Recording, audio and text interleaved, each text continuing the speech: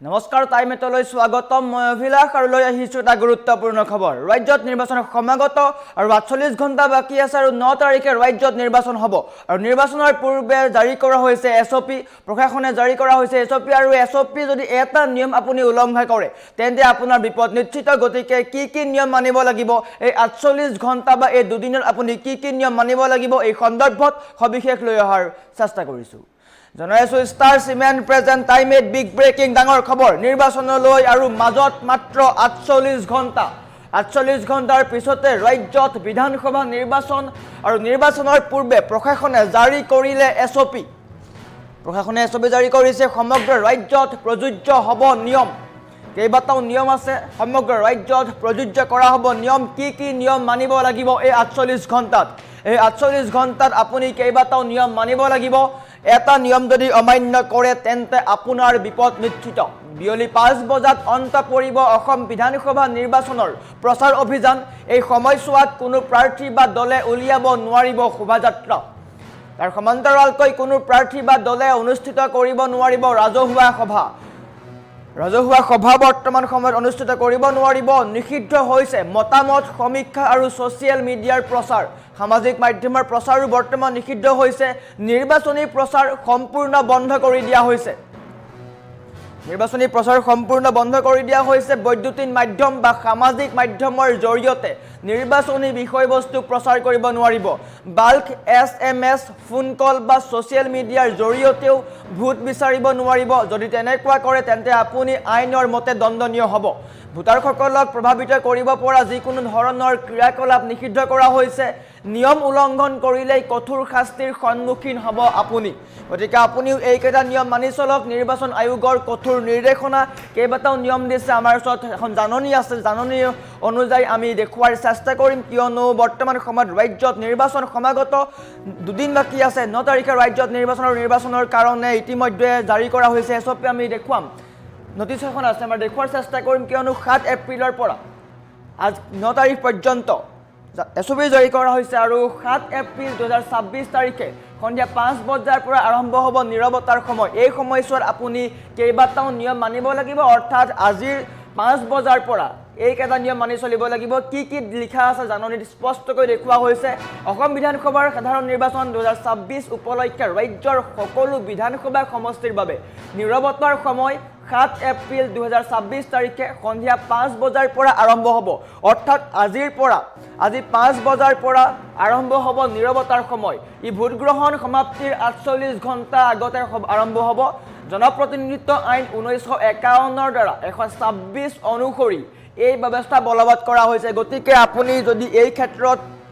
এইকেইটা নিয়ম আপুনি অমান্য কৰে তেন্তে আপুনি জেল পৰ্যন্ত যাবলগীয়া হ'ব পাৰে এই নিৰৱতাৰ কালছোৱাত ৰাজহুৱা সভা শোভাযাত্ৰা তথা আন সকলো ধৰণৰ প্ৰচাৰমূলক কাৰ্যসূচীকে ধৰি সকলো ধৰণৰ নিৰ্বাচনী প্ৰচাৰ নিষিদ্ধ কৰি দিয়া হৈছে অৰ্থাৎ ৰাজহুৱা সভা শোভাযাত্ৰা আনহাতে নিৰ্বাচনী প্ৰচাৰ সম্পূৰ্ণ নিষিদ্ধ কৰি দিয়া হৈছে তদুপৰি বৈদ্যুতিন মাধ্যম বা সামাজিক মাধ্যমৰ জৰিয়তে নিৰ্বাচনী বিষয়বস্তু প্ৰচাৰ কৰিব নোৱাৰিব বা নিৰ্বাচনী যি প্ৰচাৰ প্ৰক্ৰিয়া চলি আছিল এই কেইদিন সেইয়া প্ৰচাৰ অভিযান বৰ্তমান বন্ধ হৈছে সামাজিক মাধ্যম হওক বা বৈদ্যুতিন মাধ্যমে হওক এই কেইটা ক্ষেত্ৰত আপুনি প্ৰচাৰ কৰিব নোৱাৰিব নিৰৱতাৰ সময়ত বাল্ক SMS ফোন কল বা সামাজিক মাধ্যম আদি যিকোনো মাধ্যমেৰে ভোট বিচৰা নিষিদ্ধ কৰা হৈছে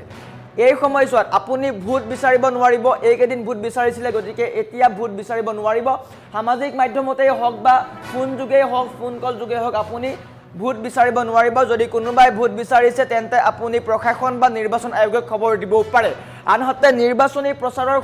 সময়সীমা সমাপ্ত হোৱাৰ পিছত সমষ্টিৰ বাহিৰৰ পৰা আহি উপস্থিত থকা আৰু সংশ্লিষ্ট সমষ্টিৰ ভোটাৰ নোহোৱা ৰাজনৈতিক কৰ্মী আৰু দলীয় কৰ্মীসকলে সমষ্টিৰ ভিতৰত থাকিব নোৱাৰিব কি কৰা হৈছে ইয়াত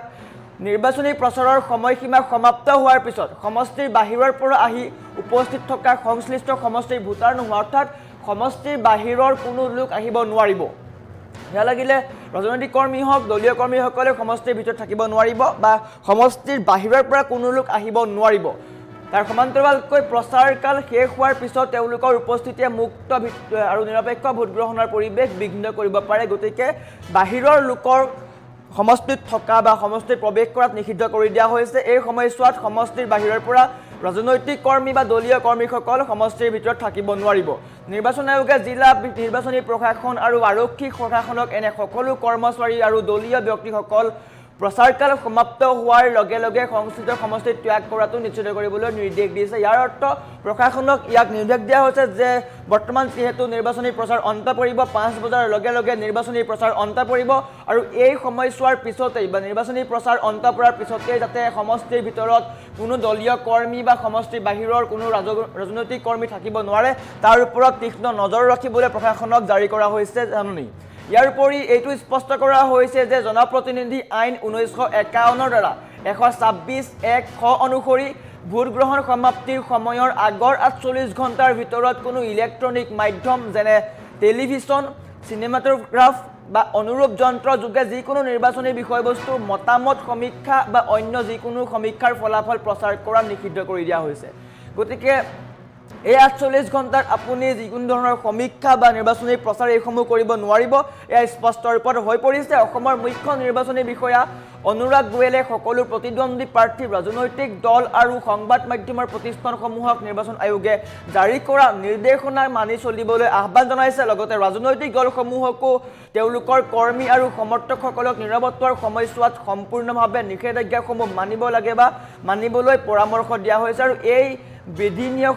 নিয়মসমূহ যদি অমান্য কৰা হয় তেন্তে আইনমতে দণ্ডনীয় হ'ব আৰু কঠোৰৰ পৰা কঠোৰ ব্যৱস্থা গ্ৰহণ কৰা হ'ব গতিকে এটা কথা স্পষ্ট হৈ পৰিছে যে যিহেতু নিৰৱতা কাল আহি পৰিছে নিৰৱতাৰ সময় আহি পৰিছে